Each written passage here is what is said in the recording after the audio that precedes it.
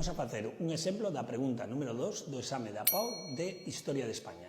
Imos a facer o exemplo da pregunta número 2, neste caso a comparación do sexenio absolutista de 1814 a 1820 e o trienio liberal de 1820 a 1823. Recordade que temos que comenzar polas semellanzas.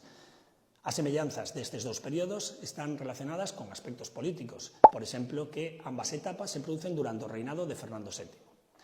Outra semellanza é que coinciden cun período de unha profunda inestabilidade política na historia de España, derivada da Guerra de Independencia e a Constitución de Cádiz de 1812, e representan ambos períodos dous modelos de Estado completamente diferentes. Por un lado, un modelo absolutista e, por outro, a monarquía constitucional.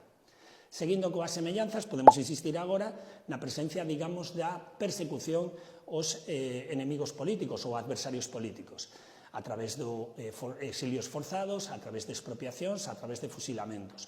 Por lo tanto, isto expresa, digamos, a loita, digamos, ou diferencias que había entre os distintos sectores da poboación. E tamén aspectos económicos, posto que a facenda española estaba moi debilitada, tanto como polas consecuencias da Guerra de Independencia, como a perda das colonias americanas que afectaron gravemente á economía española.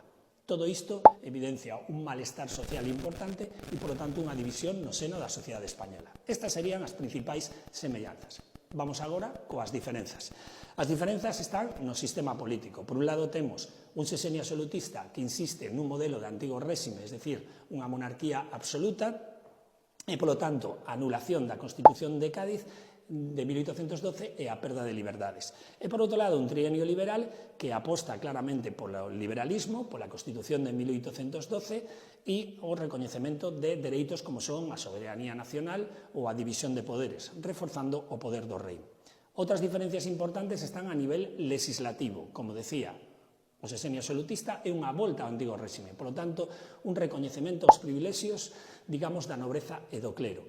E, ademais, se reinstaura a Inquisición, mentres que o trienio liberal insiste, digamos, no que é unha reforma fiscal, no que é unha reforma liberal, polo tanto, o recoñecemento de dereitos como, por exemplo, a liberdade de prensa, a supresión da Inquisición. En canto ás relacións internacionais, tamén hai importantes diferencias. No sexenio absolutista, España está vinculada ás potencias absolutistas, esas potencias que posteriormente formarán a Santa Alianza e que darán o traste co chamado trienio liberal coa intervención dos 100.000 fillos de San Luis, digamos, no ano 1823. E, por último, outra diferencia significativa sería a orixe. O sexenio absolutista é consecuencia da vitoria española na Guerra de Independencia sobre os franceses, vai a rematar con un pronunciamento que é o que abre o período liberal e finalmente remata coa intervención das tropas da Santa Alianza e a volta ao absolutismo. En definitiva, dous modelos de Estado completamente diferentes